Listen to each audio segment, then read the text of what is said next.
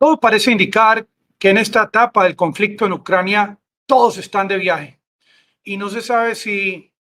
los asistentes a esta cumbre de seguridad en Múnich estaban más pendientes de su reunión o de la reunión del presidente Lukashenko, presidente de Bielorrusia, en el día de hoy, con el presidente Vladimir Putin en su finca de Novo-Ogariovo,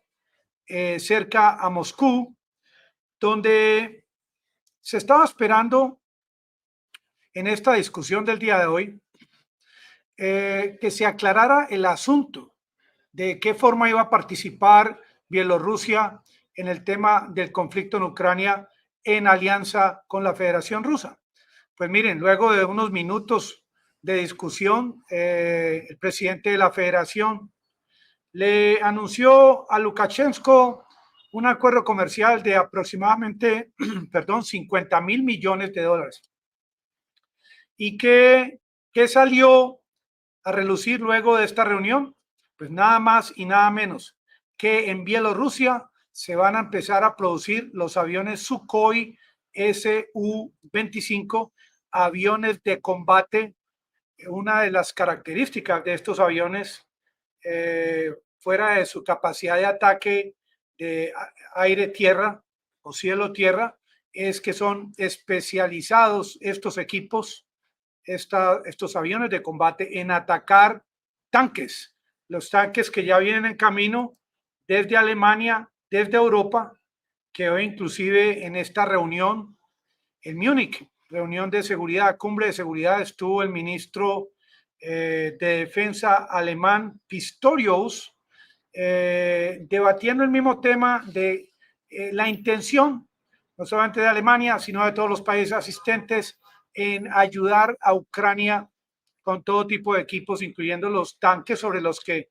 el señor Pistorius prácticamente no tiene el control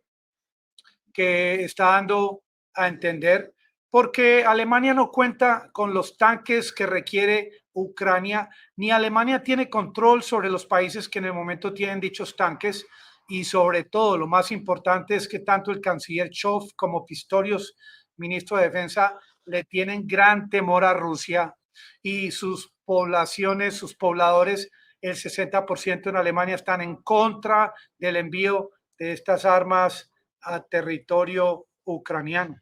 Pero en medio de estas reuniones y la que viene en camino, pues la reunión entre el presidente de los Estados Unidos y el presidente de Polonia, el señor Duda, que también Biden se va a reunir con lo que se llama el grupo de los 9 de Bucarest, que son todos aquellos países que eran parte de la Unión Soviética. Pero investigando, todo parece indicar que la propuesta de Lukashenko, presidente de Ucrania, de que Biden se pudiese reunir con Putin en su territorio allá en Minsk, pues hasta ahora no hay nada al respecto.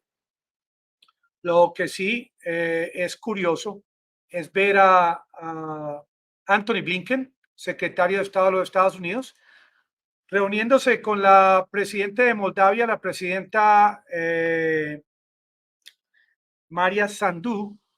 A propósito, Moldavia es un país que se ha quejado últimamente de la posibilidad de que Rusia promueva un golpe de Estado en Moldavia. Moldavia se ha quejado de que algunos de estos misiles lanzados contra territorio ucraniano o fragmentos de los mismos han caído en territorio de Moldavia. En Moldavia recientemente salió la primer ministra,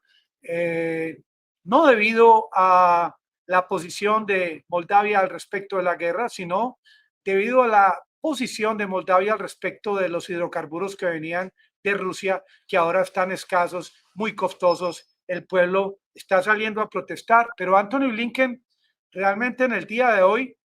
no dijo algo al respecto de cómo le piensa ayudar a Moldavia, un país que no es miembro de la OTAN, si le va a enviar también armas como lo ha hecho con Ucrania. Porque en Estados Unidos continúan algunos congresistas apoyando indefinidamente el tema del envío de armas a Ucrania, como lo vemos por parte de este congresista Michael McCaul, que es el presidente de Asuntos Exteriores de la Cámara de Representantes, quien continúa diciendo todo lo que necesiten para ganar todo lo que necesiten para ganar. ¿Acaso este señor sabe exactamente qué tiene Rusia a su disposición para contrarrestar todos estos equipos que vienen en camino? Porque el mensaje reciente de Rusia es: cada uno de estos tanques y de estos aviones de combate que piensan llegar a Ucrania los van a destruir. Y realmente, al final del día, ¿qué garantías le está presentando Estados Unidos y la OTAN y la Unión Europea a la población en Ucrania de que no van a perder la vida, de que no van a perder sus propiedades? Porque este equipo no está llegando a Estados Unidos o a Polonia o a Moldavia, está llegando a territorio ucraniano, y muchos de quienes van a operar estos equipos carecen de la experiencia. Miren, acabo muy recientemente de ver esta imagen del general Milley de los Estados Unidos en la base alemana de Baviera,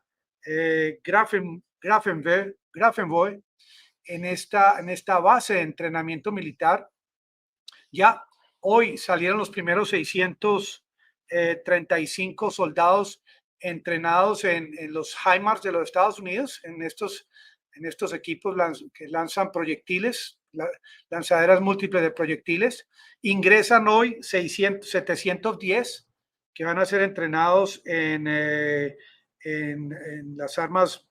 Bradley y el M109 Paladin, que es un obús autopropulsado, y viene próximamente un grupo de 800 para ser entrenados en vehículos de combate Strike. Pero miren, estos hombres que están entrenando en tan poco tiempo, porque este entrenamiento empezó apenas en enero, no tienen nada que ver con el entrenamiento que se requiere para estos tanques Leopardo, estos Challenger que vienen del Reino Unido, y estos supuestos aviones de combate F-16, que en algunos casos el entrenamiento se puede demorar hasta 5 años. Zelensky continúa desde cualquier estrado, desde cualquier plataforma virtual, diciendo exactamente lo mismo, que Ucrania no tiene otra alternativa que la de la victoria. No habla de una negociación,